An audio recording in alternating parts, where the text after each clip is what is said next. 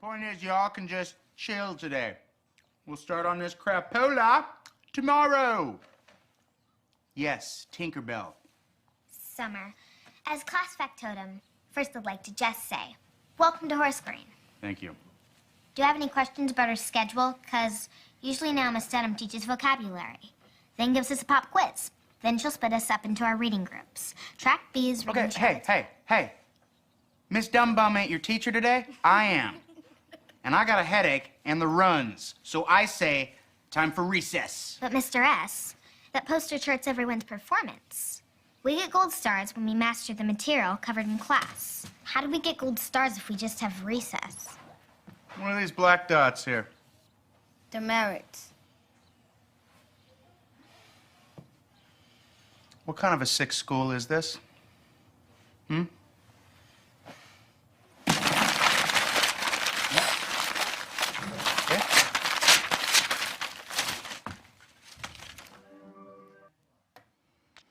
Hey, good morning. My name is Lauren, and I'm part of the speaking team here. And over the years, I've given a few talks here at TMP.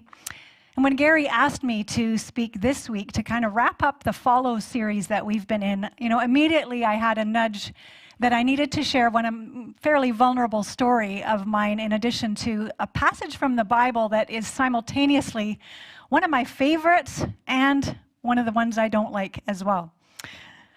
I remember as a kid playing outside for hours. I was one of those ones that, morning till night outside. And, when you're outside that long, nature takes its course, right? Well, I would keep on playing right to the critical point and beyond, where you just had enough time if you sprinted to get home to the toilet.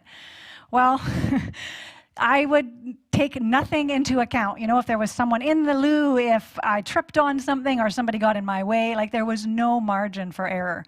Well, most of the time I made it. Actually, I don't ever remember not making it, but I don't really know why, because I rode it right to the edge.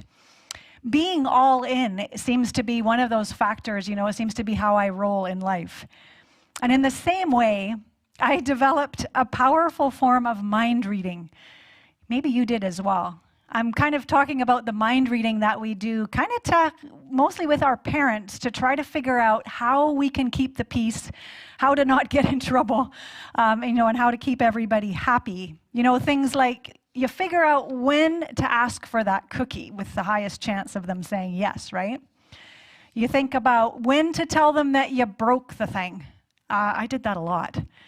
And you also think about, when should I ask, or how should I ask, and who should I ask? Which, when we want a friend to come over and sleep over. How about when to tell the joke and when not to? Basically, from a young age, I discovered, that doing this exceptionally well, plus being good, really paid off. Kind of like that girl in Summer, in that video clip that we watched. I was a little bit more stealthy about my need to perform perfectly, but you can bet that I had my eye on that chart on the wall. Those gold stars, I was keeping track. The mind reading skills that I learned from childhood actually became a powerful tool that seemingly served me well. But in reality, what those skills did was weigh me down as I exerted constant effort to be extra good and extra cheerful and, not inconvenience anyone by needing help or by speaking my mind and rocking the boat. I did my best to keep things smooth by doing it all right, or at least what was right in my family. But there was an addictive part to that cycle, that the rewards of being good and doing everything right is actually really alluring. You've probably received this yourself, when people are like, great job, awesome. It gives us that little shot of affirmation, and it really found, for me, that was the seduction of wholeheartedly flinging myself into this intensive production of performance. As I became a teen, the pressure became extreme. I got up early, super early every day. I read my Bible. I did my chores before school, went to school, had more chores after school, then hours and hours of homework, volunteering, and even, so ridiculous, I added way more academic courses to my high school course load than was required, almost a whole year of extra credits. Like, who does that? Just even talking about it, I feel like I just need to take a breath. That's a lot of stuff. And looking back, it's clear to me that the pressure had to let off steam somewhere. And for me, it seemed to be mostly coming out in my body. From a young age, I experienced unexplained tummy aches and sort of some random odd symptoms pretty regularly. And I don't kind of discredit the doctors or my parents for not figuring it out, because how did they know that all of this angst inside of me was what was producing so much of this? At age 17, 3 months into grade 12, I began to crack. Actually, I just did crack. I dissolved into tears and couldn't really do anything without crying, never mind actually some work. For the first time, I was actually incapable of performing. And it was incapacity to perform to this standard that I had made for myself. In my own mind, I'd gone from being, pretty dang awesome, Miss Successful, to actually the biggest failure that I could imagine. That event turned out to be what I later learned is called an emotional breakdown. It was painful, it was sobering, but wow, am I ever thankful to this day that it happened. Well, then began an intensive season of unraveling, this tightly wound performance machine I'd become on the inside. And that unraveling was many, many years. You kind of feel like I'm still on the curve of it. But those first couple years, I don't have time to get into it here, but there's some really fascinating ways that God specifically invited me to let go of this performance. Super creative. And I know for each of us, he invites us down that road in different ways. But here's what's really interesting. It turns out that this problem of fixating ourselves on getting things just so, and this performance kind of culture that we live in, isn't actually all that new. There's a story in the Bible that, for me, was one of the most annoying and confusing passages that I'd come across. But it's also become one of my favorites, because I'm in the story. And there's actually more layers to this story than I really ever realized for a very long time. And maybe you're in this story too. Listen to this. A woman named Martha opened her home to Jesus. She had a sister called Mary who sat at Jesus' feet listening to what he said. But Martha was distracted by all the preparations that had to be made. She came to him and asked, "Lord, don't you care that my sister has left me to do the work by myself? Tell her to help me." "Martha, Martha," the Lord answered, Jesus answered, "you are worried and upset about many things, but few things are needed, or indeed only one.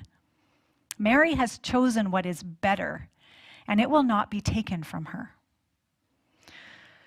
Which one of those two women in the story do you resonate with?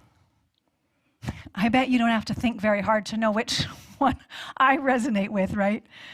Yeah, Martha. She was taking care of the business, right? Like the band was singing earlier.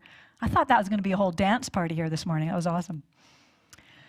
Well, her propensity, to be bustling around and be busy in order to keep herself looking good, and then getting miffed at her sister for not helping out, oh yeah, I can identify with that.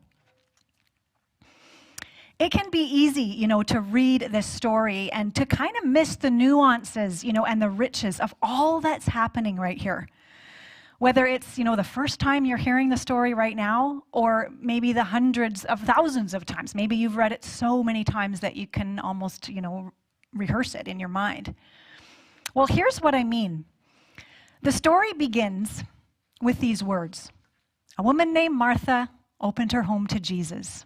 She had a sister called Mary who sat at Jesus' feet listening to what he said. Seems pretty straightforward, right? But check this out. The Greek word for listening is accio. I have no idea if I'm saying it correctly, but that's not the point. The meaning of this word actually has a lot of different meanings in different contexts, but it actually simply means to hear. Even including the robotic style hearing, listening, that I've been known to do from time to time in my family. You know that when you're trying to talk to someone, they're doing stuff and they're like, mm-hmm. Oh yeah. Have you ever done? Yeah, you've done that too, right? But there's another meaning to this word, accio. It carries actually a really strong meaning, and it's this: to understand and to hear with the ear of the mind. So to deeply and effectively listen, kind of with the intention that we're going to go do what someone is saying. One of the most renowned biblical scholars, Charles Spurgeon, he eloquently describes Mary's listening in these terms. He calls it love listening. Listen to these words. Mary is down there in the place of humility, but she is where she can catch each word as it falls. And she is there with one purpose. She wishes to hear all that Christ has to say, and she wishes to hear it close at hand. She wants to hear the very tones in which he speaks and the accents with which he delivers each precept. She loves to look up and see those eyes, which have such meaning in them, and that blessed countenance which speaks as much as the lips themselves. And so she sits there, and she looks with her eyes, and then with her ears and her eyes, she drinks in what he has to say. Listen to what he is saying to you. Listen also to what the Spirit says in your soul. Listen, for it is not until you get your soul quiet that you can hear what the Spirit of God is saying. Makes me a little misty. Martha, on the other hand, was busy, bustling around doing all the things. And just saying it used to really bug me as a former good girl, that Jesus did not deal with Mary sitting there. And I wondered about that actually for years. And I want to throw it out there that in different circumstances, I believe that Jesus very well may have suggested to Mary that she get up and help. But there is something far deeper going on here. And it's really good for us overachievers and modern day busy addicts to notice, to pay attention within ourselves to the discomfort that we feel that Jesus didn't tell Mary to help. That's what a good person would have done after all, right? It's kind of frustrating because it feels like on top of that, Mary isn't even being nice. And for me, like she's not even looking good in front of the important company. That's no way to get a gold star. Well, here's what Jesus said. Martha, you are worried and upset about many things. And another translation says, you are distracted by many things. The word here, distracted, is a perispao, and it has a much stronger meaning in the original Greek. The picture it actually portrays is actually really brutal. And it's this: to drag around in circles. Ouch. This describes exactly how I spent my early years and many years after, dragging a heavy weight around and around. And if I'm honest, if I was Jesus in that moment, or I was the advisor in the scene here with Martha and Mary, I would have told Mary to get herself up there and get busy helping. Absolutely, I would have. But you know what? Thank God Jesus didn't do that, because it reveals something about what he cares about that I needed to hear. Because it's true, that busyness and focusing on production in order to be perceived as good enough can indeed be a drag.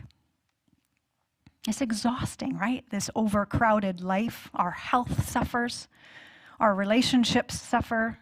Certainly, my tummy aches that started in early childhood were a very early warning sign to me. And our bodies are often the quickest way for us to notice that we are overperforming and we're pressuring ourselves. So noticing these things are kind of God's gift to us. Well, you've likely heard about, an ambient noise generator. More often nowadays, we use an ambient noise playlist. It's basically just something to drown out the background noise. Spotify and Apple Music and have white noise playlists. And thanks to Russ this week, I actually learned that there's pink noise lists, brown noise lists, black noise lists. Who knew we needed so many colors of noise lists? So now I'm having to go look it up. Here's a picture of one, that looks like a radio. When our kids were little, we used a little fan, in the room to be sure that things, the background noise didn't wake them up. It's a great tool with little kids. Well, Martha's ambient noise generator was her busyness. Her generator was the rattling of dishes and the slamming of cupboard doors and utensils, stuff on the stove. When I was young, the noise generator was performing well at school, and then it shifted into doing well at work. The noise of, raising kids and schedules and business and emails and text messages and social media. Oh my Lord, the list can go on, right? I think we all know, and we can agree that there's no end of supply to keep us busy and distracted, that we can drag around in circles all kinds of things. So what is it for you? What is your ambient noise generator of choice right now? Is it watching the news that's laced with fear? Checking the latest on social media, getting in the gossip at work? Homework? Running a business in these unsettling times? Raising kids, or the constant work that has to be done all the time to keep the car repaired and the house working and all those things? Or even something you really enjoy? It doesn't really matter what it is that makes up the noise. But the reality is that we, like Martha, are distracted. We're also upset and lacking peace that has really big consequences. And the reality is that turning the noise off once in a while, we're not very good at it, but it also sometimes even just feels impossible. Well, Mary is a little bit of a puzzle to me. Mary didn't have one of those ambient noise contraptions. She was instead mesmerized by Jesus' words. You see, I think our prioritization of performance has actually done something. It's flipped a script inside of us, because we're not what we were like when we were kids. We were designed for connection that could only and can only happen at slower speeds than modern life. Martha, maybe put your own name in that. Lauren, the Lord answered. You are worried and upset about many things, but few things are needed, or indeed only one. Mary has chosen what is better, and it will not be taken away from her. If I were to share with you what I think Jesus meant in my own words, I'm just going to read it. Here it is. Martha, maybe put your own name in there. Lauren, if you will truly connect with me, everything else in life will fall into place. Order will be established. Relationships will make sense. I'll guide your steps into purpose and destiny. I'll teach you to prosper well. Everything will actually work out eventually if you give it time. When you deeply and simply listen to me. All you really need to do in order to enjoy a peaceful and fulfilled and purposeful, enjoyable life, even when it's difficult, is to listen to me. Reveling in my company will also be the source of more abundant, joyful life than you could ever achieve running around by yourself. It's easy, isn't it, to allow life to get out of control and become far too complex, right? Well, in addition to this ancient story of Martha and Mary and Jesus, going even further back, there's evidence that we're actually not that weird. Another evidence that we're not that weird. King Solomon, 3,000 years ago, who from multiple sources was well known as the wisest man who ever lived, wrote about his frustration about life in a book called Ecclesiastes. And I encourage you to read it, but with one caveat. Read it with some of the original language so that you can get into what was intended, because sometimes our English translations, they just don't do justice to what was being said. But I want to read to you a quick phrase of what he said. God made us plain and simple, but we have made ourselves very complicated. True, right? Life gets complicated, in the blink of an eye. The pace quickens, our to-do list grows, and the Martha side of our nature, it kicks in and nudges us to just go, go, go. And of course, not only the nudges and voice of God speaking to us get drowned out, but our own sense of what is going on. We actually can't hear ourselves either. Mother Teresa famously said, "There are many in the world who are dying for a piece of bread. But the poverty in the West, or in Canada, let's be specific, in where we are in British Columbia, is a different kind of poverty. It is not only the poverty of loneliness, but also of spirituality. There's a hunger for love, as there is a hunger for God." Poverty of loneliness and poverty of spirituality is sort of terms I haven't really used before. But as I really think about it, it's essentially poverty of disconnection. That really resonates with what I've experienced, maybe you as well. One of the core consequences of my over busyness and high achieving was carrying this heavy weight around was actually isolation. Loneliness and disconnection were under the surface there. It's lonely doing all the things, right? Isolating ourselves and being busy. It's also lonely feeling like a failure and hearing in your mind the words, no one else can really understand anyway. I've heard those words in my own head a lot. No one else can understand. I think we've probably all said those words about one thing or another. And can you actually hear those words in Martha as she's exasperated about her sister not helping her? No one else can understand. There's some loneliness and isolation there too. Can I be really honest with you? I fully recognize that recovering and healing from the very deep ruts of hustling and busyness, is a lifelong recovery. I think for all of us, we're on this track and we kind of decide whether we stay in the rut or we just progressively begin to improve. And it's true that, my internal pace is drastically miles apart from what it was when I was 17.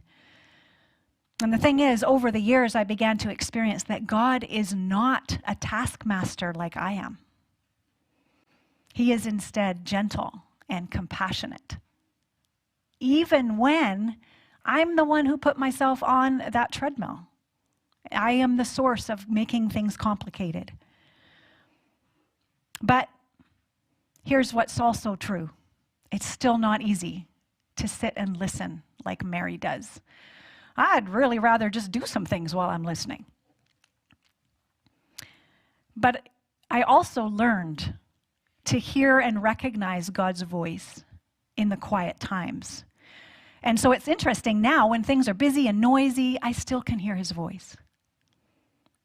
But those carved out times of quiet that are still an oasis for me regularly, they took time to establish. It was something I had to decide to do and commit to it and do it. And, it took weeks, months even, for it not to just feel dang awkward and just weird. But thankfully, it didn't take very long, actually pretty quickly, for me to notice that there was some real value there. So that wasn't just an exercise in futility. There was actually something that made me want to keep going. And just acknowledging that it's not my natural state at all. And just to share with you, super practically how this plays out for me in, most weeks, most days of the week, is I spend some time listening to a devotional most days. Some days I pick up a Bible and, actually read a psalm or something else. And I I always interlace now some silence, sometimes some journaling. I am a lot less rigid about it than I used to be.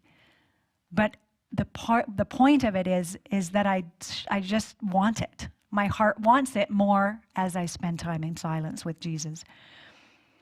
So here's the thing. You have an adventure, should you choose to accept it, to start the journey of listening to Jesus in a new way. Kind of that love listening like Spurgeon talked about. And then to follow the nudges that come. And I just want to be super blunt with you here too. Those nudges are really practical. Sometimes they're silly, sometimes they're weird, sometimes they're like intense and obvious and difficult. Things like, hey, Lauren, maybe turn off the radio while you're driving. Kind of just be here with me. Sometimes it's, hey, why don't you go for a walk? Or, hey, get out of your bed. Come and hang out.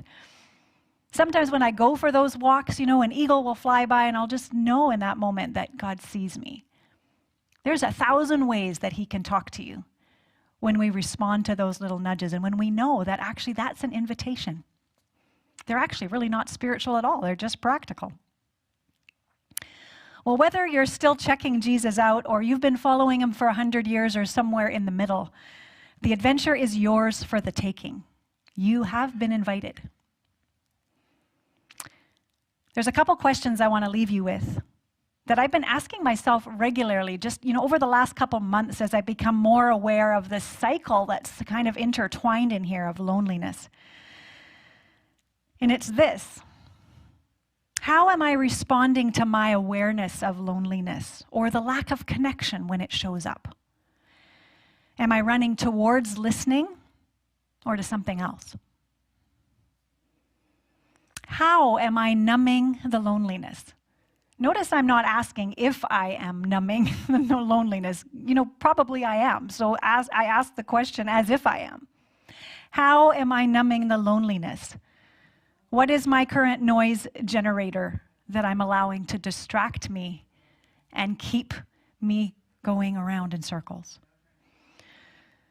Well, my hope and prayer for you is that today, in the coming few minutes, hours, days, and beyond, that you'll decide to take some steps, to try it out, to listen in a different way, to try the awkward quiet, and knowing that it's actually leading you into a new level of closeness with him. And just to tell you straight up as well, it's a costly to have that closeness. You have to decide to give up something else to have that. But it is the greatest treasure you will ever have. It's what your heart longs for more than anything else. And it's all the stuff we're putting in the place of that. It's what we really want. And you will be discovering more and more. It's an endless discovery of the one who loves you more than you can ever imagine. Will you pray with me? God, thank you so, so much, Jesus. Thank you that you went under the surface in that situation with Martha and Mary, and you addressed something that we can all relate to. That you are not about production and us doing the stuff, that doing anything particularly well. That you actually look after so many parts of our lives if we let you, financially, our jobs, everything that we need, that we are so busy trying to satisfy ourselves. Thank you that in this story where you invited Martha to go for what was actually more valuable. Thank you for giving us the opportunity to just take this time here together to just do a check-in of the pace that we are in. Not just what other people are putting on us, but that we are taking on ourselves. Forgive us for just going around in that circle and not listening to the nudges that you give us, the invitation to get off the rat race. Thank you that you're here with us and that you, in your loving way, you're here to invite us into this adventure. Help us. Give us the courage to say yes to you. In Jesus' name, amen.